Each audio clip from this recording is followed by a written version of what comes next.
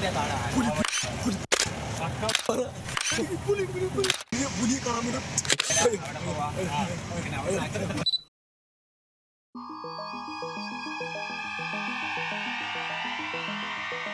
കാലം മുതലേ ഉള്ള ഫ്രണ്ട്ഷിപ്പായിരുന്നു ഞങ്ങളുടേത്. 20 പേരുള്ള കൂട്ട് അത് 8 പേരായി ചുരുങ്ങി. കല്യാണവും ജോലിയൊക്കെ കിട്ടിയപ്പോൾ ഓരോരുത്തർ ഓരോ വഴിക്കായി. പക്ഷേ ഞങ്ങൾ 8 പേരും അങ്ങനെ ആയിരുന്നില്ല. ഹാപ്പി ഡേയ്സിലെ പാട്ട് ഈ സിറ്റുവേഷൻ ഇട്ടാൽ പൊളിക്കും. പക്ഷേ യൂട്യൂബ് കോപ്പിറൈറ്റ് അടിക്കുമെന്ന് പേടിച്ച് തൽക്കാലം പാട്ടൊന്നും ഇടുന്നില്ല. അങ്ങനെ എനിക്കും ഒരു യൂട്യൂബ് ചാനൽ വേണമെന്ന ആഗ്രഹത്തിൻ്റെ പുറത്ത് ഞാനും തുടങ്ങി ഒരു യൂട്യൂബ് ചാനൽ. ആദ്യ വീഡിയോ തന്നെ മസനഗുഡി വഴിയുള്ള ഊട്ടിയിലേക്കുള്ള യാത്രയായിരുന്നു. ഓരോ യാത്രകളിലും അനുഭവങ്ങളും ഓർമ്മകളും എന്ന പോലെ ഇതിലുമുണ്ടായിരുന്നു ഒരു ലോഡ് അനുഭവങ്ങളും ഓർമ്മകളും. രാവിലെ കഴിച്ച മസാല ദോശയുടെ കറിവേപ്പില വരെ ഈ കിടക്കുന്ന മുതൽ മോഷൻ സിക്നസ് എന്ന പേരിൽ എൻ്റെ പുറത്ത് വാള് വെച്ച വാളും കഴുകിക്കളഞ്ഞ് ചുരം കയറി ചെന്നുപെട്ടത് എക്സൈസിൻ്റെ മുന്നിൽ. ഗാന്ധിയിൽ വീഴാത്തവരായി ആരുമില്ലല്ലോ. പേഴ്സിലുണ്ടായിരുന്ന 2000 രൂപ കൊടുത്ത് കോട്ട ഞങ്ങൾ സ്വന്തമാക്കി. ആൻറ്റി ഇല്ലെങ്കിലും ആൻറ്റിക്കുറ്റി വേണമെന്നായിരുന്നു ആഷിക്കിൻ്റെ വാദം. ദുശീലങ്ങളൊന്നുമില്ലാത്ത ബ്രിജേഷിന് വിശന്ന് തുടങ്ങിയപ്പോൾ ഞങ്ങൾ വണ്ടി ഒരു സൈഡ് ഒതുക്കി.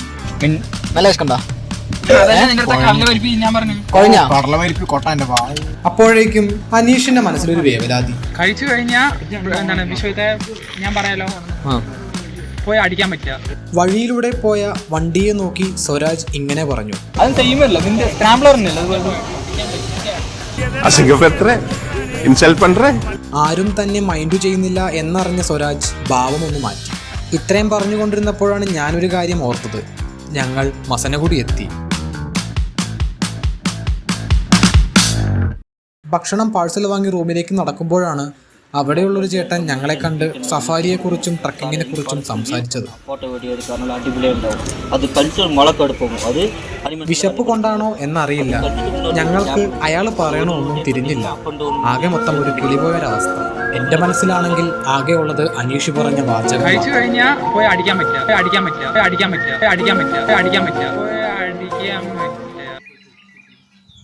അങ്ങനെ ഞങ്ങൾ റൂമിലേക്ക് എത്തി ചെക്ക് ഇൻ എല്ലാം ചെയ്തു കഴിഞ്ഞ് കാര്യപരിപാടിയെല്ലാം തീർത്ത ശേഷം സഫാരിക്ക് വേണ്ടിയുള്ള ജീപ്പിന് വേണ്ടി കാത്തിരുന്നു. ആൻറ്റിക്കുറ്റിയുടെ എഫക്റ്റ് ആണോ എന്നെനിക്കറിയില്ല, പെട്ടെന്നെൻ്റെ തലയിലേക്ക് എന്തോ കയറി വന്നു.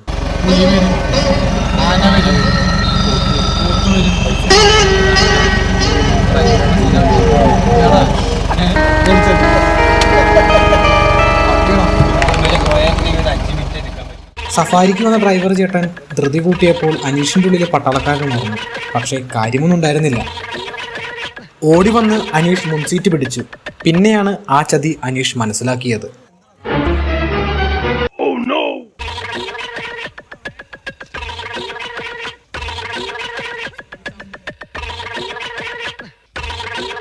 ഞങ്ങളങ്ങനെ സഫാരി യാത്ര തുടങ്ങി. വിഭൂതിമലയായിരുന്നു ആദ്യത്തെ ഡെസ്റ്റിനേഷൻ. ചെറുമഴയുള്ളതുകൊണ്ട് ജീപ്പിലൂടെയുള്ള യാത്ര കണ്ണിന് കുളിർമയായിരുന്നു. റോഡിനരികിൽ ഒരുപാട് മാനുകളും മയിലുകളും മേയുന്നുണ്ടായിരുന്നു. ഓഫ് റോഡിലേക്ക് പ്രവേശിക്കുമ്പോഴാണ് ഡ്രൈവർ ചേട്ടൻ ഞങ്ങളോട് ആ കാര്യം പറഞ്ഞത്. നിങ്ങൾ ഇപ്പോൾ യാത്ര ചെയ്തുകൊണ്ടിരിക്കുന്ന വണ്ടിയിൽ ബ്രേക്ക് ഇല്ല, അതുപോലെ തന്നെ വണ്ടി നിന്നു പോയാൽ ഇറങ്ങി തള്ളേണ്ടി വരും.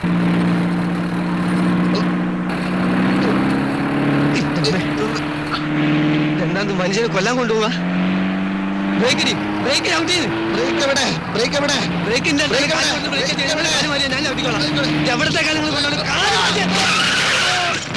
അങ്ങനെ ഞങ്ങൾ ആദ്യ ഡെസ്റ്റിനേഷനായ വിഭൂതിമലയിലേക്ക് എത്തി. അവിടെ നിന്ന് നോക്കിയാൽ തമിഴ്നാടിൻ്റെയും കർണാടകയുടെയും കേരളത്തിൻ്റെയും മലനിരകൾ കാണാം. തലറങ്ങി എനിക്ക് കണ്ടൂടാ, കണ്ണും കണ്ടൂടാ. നീ എവിടെ വന്ന മരഭൂതമേ?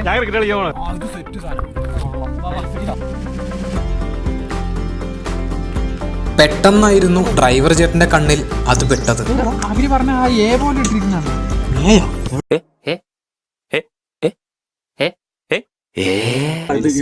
ഇതിലെവിടെയാ നോക്കി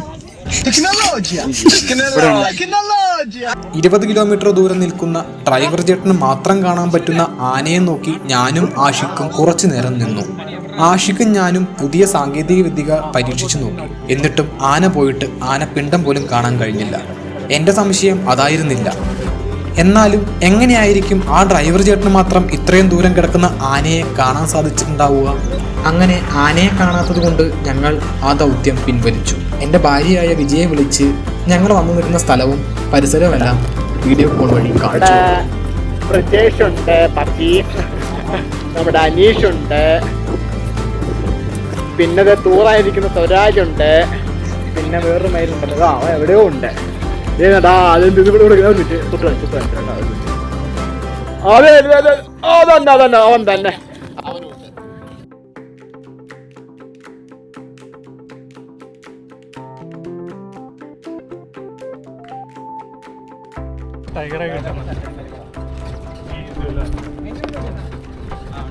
വിഭൂതിമലയിലെ കാഴ്ചകൾ കണ്ട ശേഷം ഞങ്ങൾ അടുത്ത ഡെസ്റ്റിനേഷനായ മോയാറിലേക്ക് യാത്ര തുടങ്ങി.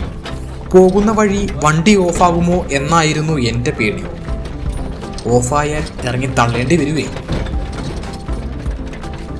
വിഭൂതിമലയിൽ നിന്നും ഞങ്ങൾ നേരെ പോയത് അടുത്ത ഡെസ്റ്റിനേഷനായ മോയാറിലേക്കാണ്. മോയാറിലേക്ക് വണ്ടി തിരിക്കുമ്പോൾ ഞങ്ങളുടെ മനസ്സിൽ ഒന്നു മാത്രമേ ഉണ്ടായിരുന്നുള്ളൂ, വല്ല ആനയോ പുലിയോ കണ്ടാ മതിയായിരുന്നു. അമിത പ്രതീക്ഷ ഞങ്ങളെ ധർമ്മസങ്കടത്തിലാക്കുമോ എന്നായിരുന്നു എൻ്റെ മനസ്സിൽ. ഇൻസ്റ്റാഗ്രാമത്തിൽ നിരവധി വീഡിയോകൾ കണ്ടിട്ടാണ് ഞങ്ങൾ ഈ യാത്ര തുടങ്ങിയത്.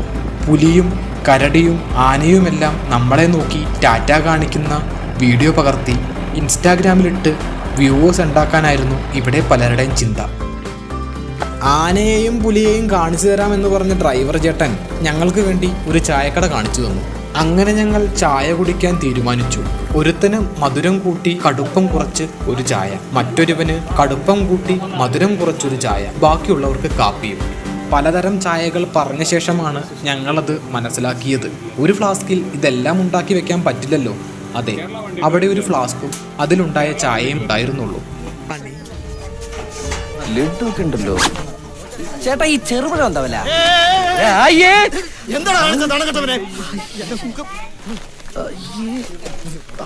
ചേട്ടാ, ഡെറ്റോൾ ഉണ്ടോ? ഇല്ല, ചമ്മന്തി ഉണ്ട്. ചമ്മന്തി വെച്ച് ആരെങ്കിലും കൈ ഒഴുകോളൂ. കുറച്ച് ചൂടുവെള്ളം തന്നെ. നാളെ കണിയുണ്ടതാവും. തനിക്കൊരു ജെറ്റ് ഇട്ടുടോ.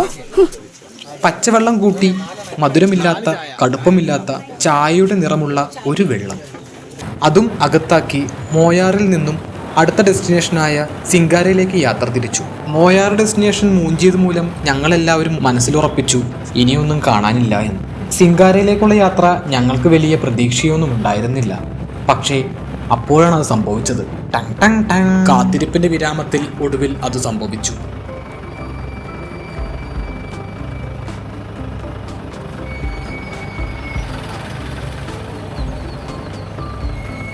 പേരിനെങ്കിലും ആനയെ കാണാൻ പറ്റി എന്ന സന്തോഷത്തിൽ ഞങ്ങൾ റൂമിലേക്ക് തിരിച്ചു.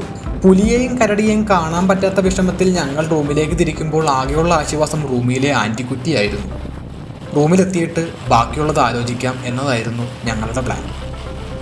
ശേഷം റൂമിൽ പുലി പോയിട്ടേ ഒരു പൂട പോലും കണ്ടില്ല.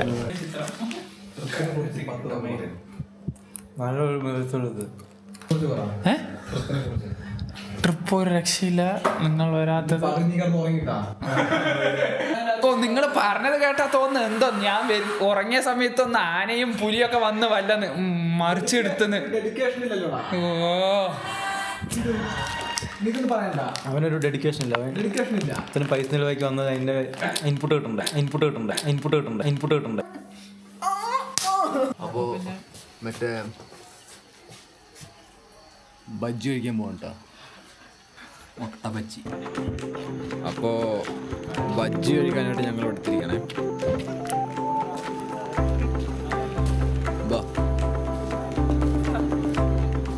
ഇവിടെ തന്നെ അല്ലേ?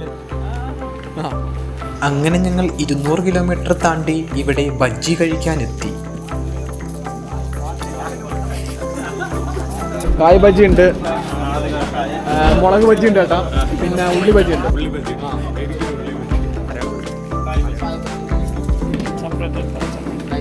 മുളകുണ്ട്.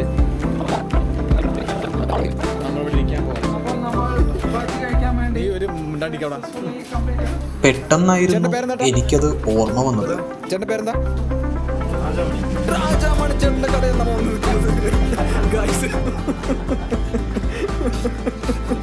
അതെ, ഞാനും ഒരു വ്ളോഗറായി.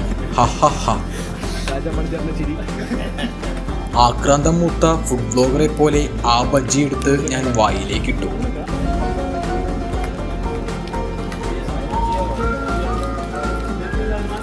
കുറച്ച് വെള്ളം വേണം. എന്താ പറയോ, തൊണ്ട കുടുങ്ങി എൻ്റെ. നിനക്കെന്ത് പറ്റി? പറയാം. എന്തേ പെട്ടെന്ന് ചൂടില്ലടാ? ചൂടില്ലേ? ചൂട് ഏട്ടാ ചുമ്മാ വെറുതെ ഷൂട്ട് ചെയ്ത. അപ്പോൾ നമുക്ക് ബജ്ജി വന്ന ചേട്ടനടുത്തൊരു ബായ് പറയാം. ചേട്ടൻ ഒരു ബായ് പറഞ്ഞേക്കട്ടെ. ബായ്. ബജ്ജിയും കഴിച്ച് ആദ്യ ദിവസത്തെ പരിപാടി ഞങ്ങൾ അവസാനിപ്പിച്ച് റിസോർട്ടിലേക്ക് തിരിച്ചു. നാളെ ഞങ്ങൾ ബന്ദിപ്പൂരിലേക്ക് കടുവയെ കാണാനായി ഇറങ്ങും. ശേഷം നാളെ